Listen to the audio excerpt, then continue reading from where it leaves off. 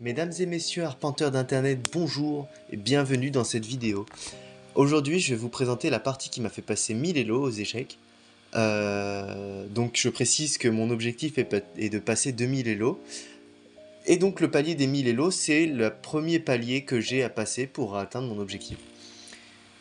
Donc du coup, partie très intéressante, une partie où j'ai fait un coup brillant et un très joli mat. Donc vous allez voir ça tout de suite, je vais vous montrer.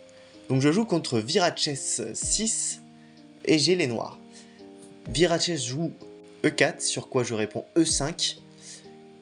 Et il joue alors cavalier C4. Je développe mon cavalier pour le titiller un peu. Ici, la plupart des gens sortent le cavalier ici. Moi je fais ça parce que c'est la Petrov. Et je vais attaquer ce pion là, qu'il est obligé de défendre. Comme ça, ou bien comme ça. Ce coup là, ça serait une erreur, parce que ici, je pourrais prendre le pion quand même, et une fois qu'il reprend, ici je délivre une fourchette entre ces pièces. Enfin bon, c'est un peu technique, c'est pas grave. Dans tous les cas, pour moi, il allait défendre en poussant le pion. Sauf que finalement, il défend en faisant F3. Cavalier en F3.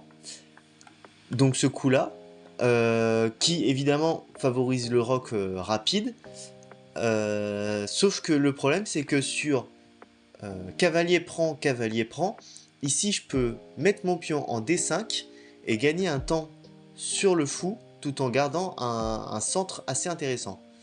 Donc normalement le fou il doit reculer ici et après je vais pouvoir en profiter pour sortir plus de pièces.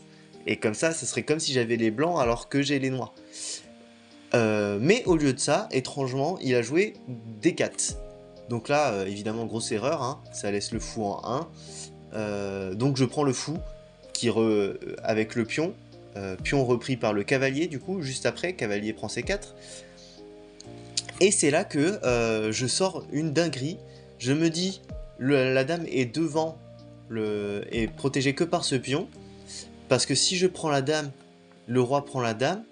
Et après, je peux mettre une jolie petite fourchette juste ici. Et du coup, je vois ce pion et je me dis, mince, alors ce pion il m'embête parce que sinon je pourrais faire une fourchette. Et je me dis, hop, cavalier C5, coup brillant. Donc, du coup, après cavalier, normalement il n'est pas censé prendre parce que sinon il se prend une fourchette. Sauf que à 898 Elo, il voit pas forcément.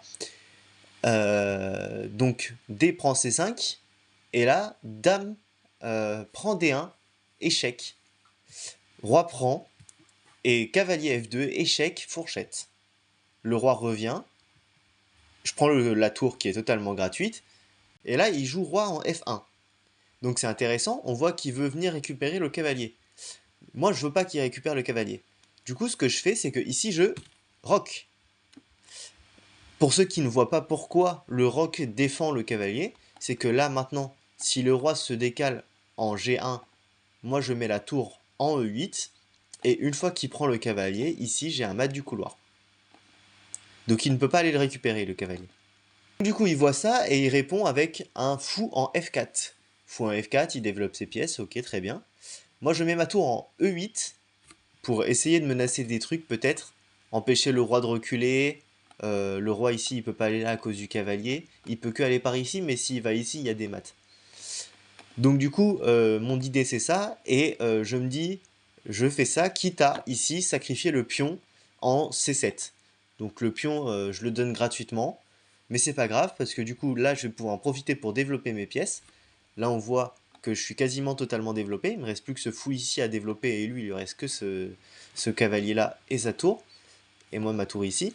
Donc finalement on est à peu près égaux au niveau du développement, sauf que moi j'ai une tour de plus. Il revient avec son fou, et là je fais du coup une imprécision. Je veux à tout prix me développer pour attaquer le roi, et ici je sors mon fou en G4 pour essayer de mettre des attaques sur le roi, tout en me développant. Sauf que ici j'avais pas vu, mais en fait là j'avais un meilleur coup. J'aurais pu mettre ma tour ici en E4 et attaquer à la fois le fou et le cavalier. Il peut pas défendre les deux, il est obligé de perdre une nouvelle pièce. Bon, j'ai joué fou G4. Imprécision, mais je reste totalement gagnant. Je reste totalement gagnant, d'autant plus que là, il joue une grosse erreur. Il joue roi G1.